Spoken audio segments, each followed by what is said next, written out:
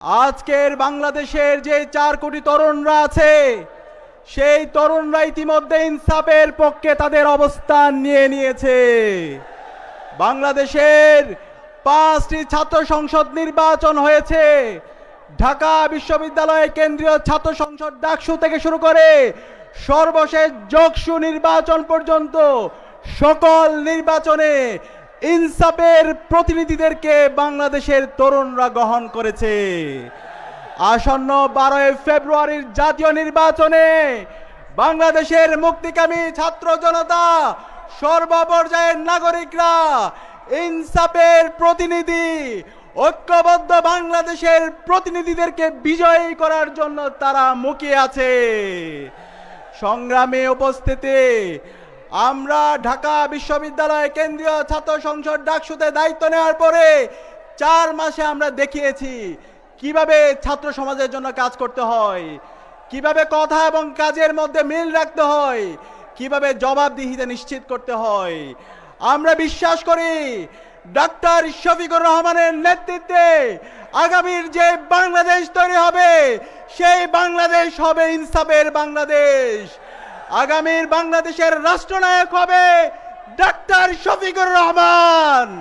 আপনারা কি পারবেন লক্ষ্মীপুরের 4টি আসন ডক্টর শফিকুর রহমান ভাইকে উপহার দিতে? ইনশাআল্লাহ ইনসাফের প্রতিনিধিরা বিজয় হয়েছে।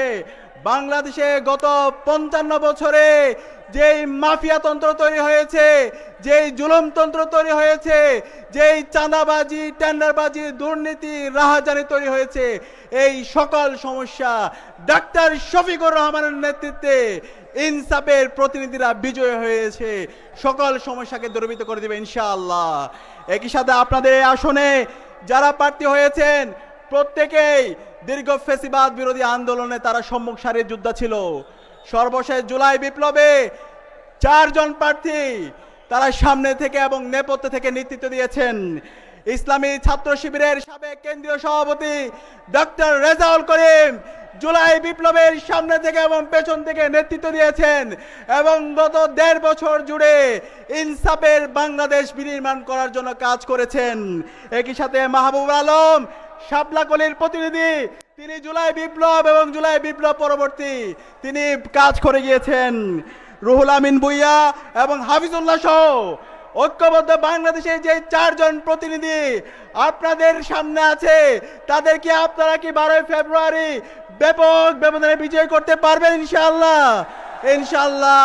ইতিমধ্যে তরুণদের সিদ্ধান্ত হলো তারুণ্যের প্রথম ভোট দাঁড়িপাল্লার পক্ষে হোক, তারুণ্যের প্রথম ভোট শাপলাকলির পক্ষে হোক, তারুণ্যের প্রথম ভোট ঈগলের পক্ষে হোক, তারুণ্যের প্রথম ভোট ঐক্যবদ্ধ বাংলাদেশের পক্ষে হোক।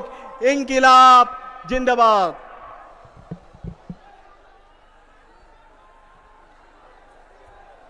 সংগ্রামী উপস্থিতি, আমাদের মঞ্চে উপবিষ্ট আছেন বাংলাদেশ ইসলামী ছাত্র শিবিরের সাবেক কেন্দ্রীয় সভাপতি, বাংলাদেশ শ্রমিক কল্যাণ ফেডারেশনের কেন্দ্রীয় সাধারণ সম্পাদক জনাব আতিকুর রহমান। মঞ্চে উপবিষ্ট আছেন বাংলাদেশ ইসলামী ছাত্র শিবিরের আসন্ন নির্বাচনকে সামনে রেখে গণভোট এবং জাতীয় নির্বাচন ইনশাআল্লাহ আগামী মাসের 12 তারিখ অনুষ্ঠিত হবে। এই নির্বাচনের লক্ষ্মীপুরের 4টি আসন থেকে 11 দলীয় নির্বাচনী ঐক্য, আমরা যেটাকে বলছি ঐক্যবদ্ধ বাংলাদেশ, এই ঐক্যবদ্ধ বাংলাদেশের পক্ষ থেকে 4 জন প্রার্থী মনোনীত করা হয়েছে। 3টি আসনে দাঁড়িপাল্লা, 1টি আসনে শাপলাকলি। প্রিয় লক্ষ্মীপুরবাসী, এটি এমন একটি ময়দান যে ময়দান শহীদের রক্তে ভেজা।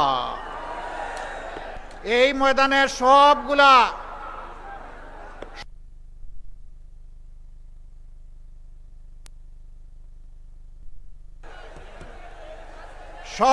সবুজ ঘাস রক্তে লাল হয়ে উঠেছে।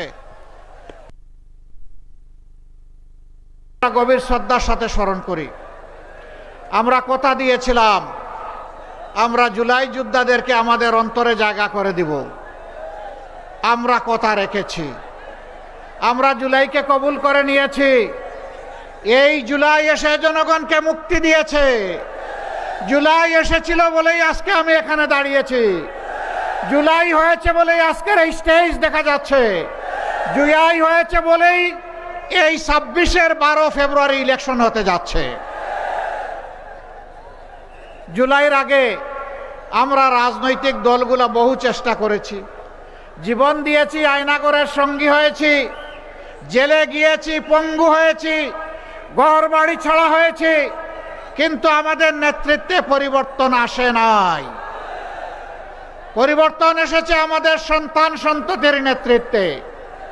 কেউ কেউ আছেন এদেরকে স্বীকার করতে চান না, তাদেরকে বাচ্চা কাচ্চা নাতিপুতা বলেন, তাদেরকে সাবাল বলেন। আমি বড় বিস্মিত, আমি লজ্জিত, যাদের কারণে জেল থেকে মুক্তি, যাদের কারণে অনেকের দেশে ফিরে আসা, যাদের কারণে নির্বাচনের কথা বলা, যাদের কারণে দেশ শাসনের কেউ কেউ কারো কারো স্বপ্ন দেখা, তারা তাদেরকে অস্বীকার করছেন। লজ্জা, লজ্জা, এইটা মেনে নেওয়া যায় না। যে উপকারের উপকার স্বীকার করে না, যে কৃতজ্ঞতা প্রকাশ করে না, সে ভালো মানুষ হতে পারে না। দেশবাসী রাজনীতির পুরানা বন্দোবস্তে দেখেছে, 54 দুর্নীতির স্বর্গরাজ্যে পরিণত করেছে, চাঁদাবাজিতে জনগণকে অতিষ্ঠ করেছে, জনগণের কিনা বস্ত্র দিয়ে জনগণের বুকে গুলি ছুঁড়েছে। সেই রাজনীতি আমার মা বোনকে ইজ্জত হরণ করেছে। ওই রাজনীতি আবার ফিরে আসুক আপনারা চান? ব্যাংক ডাকাতি করে জনগণের টাকা লুট করে বিদেশে পাচার করা হয়েছে। আপনারা সেই বাংলাদেশ আবার চান? আপনারা পরিবর্তন চান। পরিবর্তন চাইলে ওই যে লেখা পরিবর্তনের জন্য হা। গণভোটে কি বলতে হবে? সিল প্রথম কোনটাতে মারতে হবে? হা বুটে সিল মারতে হবে। আপনারা সবাই হা বুটে সিল মারবেন? আপনারা মারলেই হা বুট পাস হয়ে যাবে না, প্রত্যেকটা মানুষকে হা বুটের সঙ্গী বানাতে হবে। আমরা বিশ্বাস করি বাংলাদেশের মানুষ এখন পরিবর্তন চায়। সেই পরিবর্তনের জন্য আমরা ঐক্যবদ্ধ হয়েছি। আমরা কথা দিচ্ছি, জনগণের আস্থা যদি আমাদের উপর আসে, আমরা আশাবাদী আসবে ইনশাআল্লাহ। আমরা আস্থার প্রতিদান দেব ইনশাআল্লাহ। জুলাই বিপ্লবের পরে আমরা বলেছিলাম আমরা কারো উপর থেকে প্রতিশোধ নেব না, আমরা নেই নাই। আমরা বলেছিলাম আমাদের দলে